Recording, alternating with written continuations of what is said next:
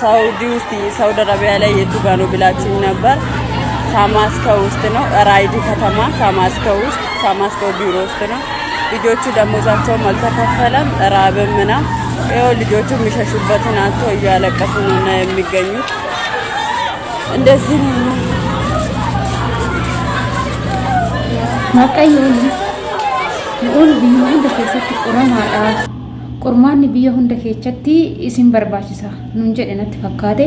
Biyya keenyatti illee yoo galle qormaanni nu biraan hafu biyya ormaa soo dhufne qormaanni nu biraan hafu keessattuu Itoophiyaa yoo jedhamne maal akka ta'een beeku bakkuma hundatti jechuudha jireenyi kan nutti hammaatu.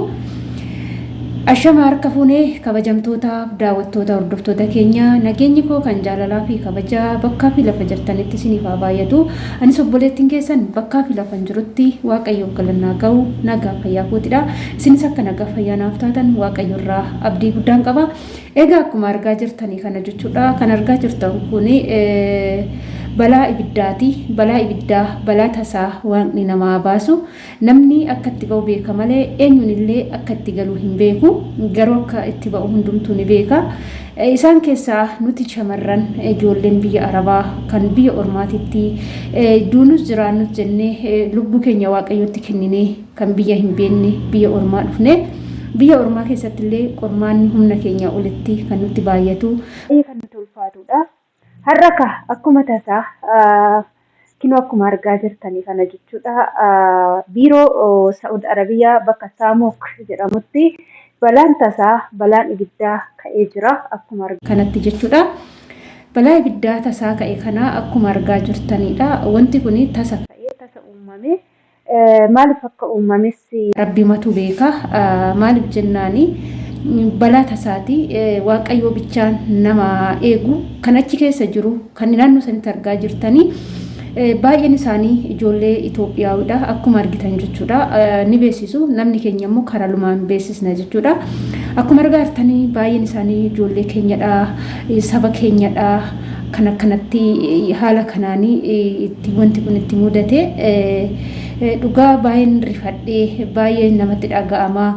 Hundi keenya biyya Ormaa jirra. Biyya Ormaa kana keessatti meeqa keenyatu lapheen keenya qulqulluudha. Meeqa keenyatu waan gaarii yaada jenneetis ofis haa gaafannu jechuudha. Egaa ka obboloota koo nuti biyya Ormaatti yoo miidhamnes yoo wayis taanes nuti homaan taanu nuti nama tokko nuti qaama tokkodha. Qaamni tokko immoo yoo miidhames homaan ta'u garuu maatii keenya biyyatti gannee dhufnee maatii keenya baay'ee saba guddaa sanii isaantu nu jalaa miidhama jechuudha. Miidhama ijoollee biyya Ormaa baay'een isaanii dhugaa ijoolleen anasitti miidhaman hedduu isaanii yoo arginu kanasitti miidhaman sana osoo hin taane maatii biyyaa sun garuu baay'ee akka miidhaman hundi keenya ni beekna jechuudha. Dhugaa waaqayyoon kanarraa nama oolchu waaqayyoon balaa tasaas nama oolchu jecha keessattuu balaa ibiddaa haala kanaan ka'e asumarraan dhaamsanii ijoollee mana madaamitiifis qabu. Ijoollee keenya kan gola Ormaa keessa hojjettanii yeroo baay'ee mallattooleen arabdoota sarraateenyaa karratti qollofanii biraa deemuudhaan isaan bakka barbaadan deemuudhaan amma na biraa garuu hin bulanii maal godhu yeroo deemanii garuu karras natti hin qollofanii ni deemu. Deemanii guyyaa guutuu bakka barbaadan oolanii yeroo deemanii guyyaa tokko maaltu na mudate isinitti fakkaate isaanii deemuu malee yeroo uffatan keessattuu yeroo waa godhanii maal akka fuudhanii maal akka gadhiisan hin beekanii wantuma hundumaa bittinneechanii firfirsanii deemu jechuudha biraa. Inna guyyaa tokko isa gallaayaa kun isa bishaan itti isa san jechuudha. Gallaayaa kan jedhamu sani isa sani maal godhanii bananii raawwatanii maal godhanii firniin cinaa jira. Firni sunis banamaadha. Achitti dhiisanii biraa deeman jechuudha. Yeroo kana maal godhe silkiin lamaan wal argate jechuudha. Silkiin lamaan wal argate kontaantii ol godhaa jira jechuudha. Ani natti fool natti jedha mana keessa maaltu sagalee foolii elektirikii jechuudha. Ni beektu fooliin elektirikii gizee kontaantii ol godhu foolii biraati jechuudha kan argamsiisu. foolii kana natti ba'a garuu eessa akka ta'e hin beeku kushiinaa keessa nan deema nan barbaada in argu jechuudha. Sila maaltu mana keessa jira jedhee tana nama ka'eetuma barbaadutti gadi jedhe dhugaan siniin jedha jechuudha. Yeroo kana soqee kushiinaa seenee akka tasaa akkana firnii bira yoon dhaqu firniin akkuma keekatti hojjette madaamitu hojjete anaa miti. Akkasumatti immoo deebitee wanni elektirikiin lamaan wal cinaa taa'ee jira jechuudha. Dhaqeen maal godhe kan bishaan ho'isuu fi kan wanni wal argate jechuudha. Kan firni kan fuxaa irratti hojjennu sun wal argate inni sun maal godhe dhaqeeti kontaantii ol godhe jechuudha. Guyyaa sana na takkittiitu mana jira. Odoon akka carraa barbaadee wanni kun maalidha jedhee arguu baadhee manna sanitti natti boba'ee ture jechuudha. Balaan akkanaa kun waan namaa oolchu jechuudha. Yeroo wanta akkanaa kana argitan immoo fiiddanii harkaan dhaamsuuf ittiin deeminaa jechuudha. Wanti OA kontaantii ol gochuu deemaa jiru kuni ofitti isin buta jechuudha.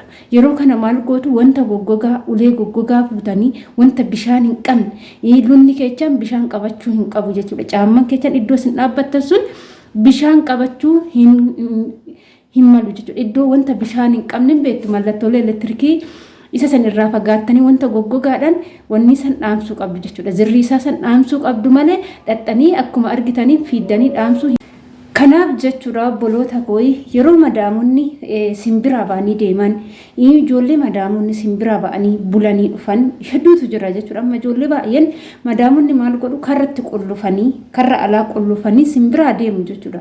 Karri qulfiidha wanti tokko doo uumame karatti hin baataniin hin qabdani jechuudha. Kanaaf ijoolleen akkasii gizee mana keessa teechan of gattanii hin taa'inaa.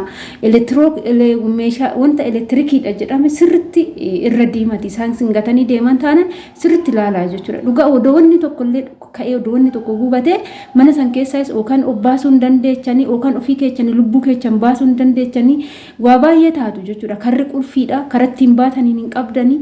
Kanaaf waan akkanaa kana nama baasu siniin jedha. Balaa akkanaa kana nama baasu kanaafuu gola ormaa keechan adaraa keessan of eeggannoo gurguddaa godhadhaa siniin jedhaan akka obboleettii kootitti ni nyaanna nama nyaatti hundi keenya ni nyaanna jenneeti kan gola ormaa keessatti ol jennee gadi jennee nama gandaatii ergamne makaraa keenya kan arginu boru gallee nyaanna jenneeti kan boru gallee nyaanna jennee kan ammoo har'a yoo jabaanne of eenne boru gallee immoo itti gammaduu hin dandeenya jechuudha obboloota koo. Akkasii amma obboleewwan kana keenya kana jechuudha biroo san keessatti yoo kana elektirikii tokkotu kontaantii ol godhe odoo isaan hin argin jechuudha.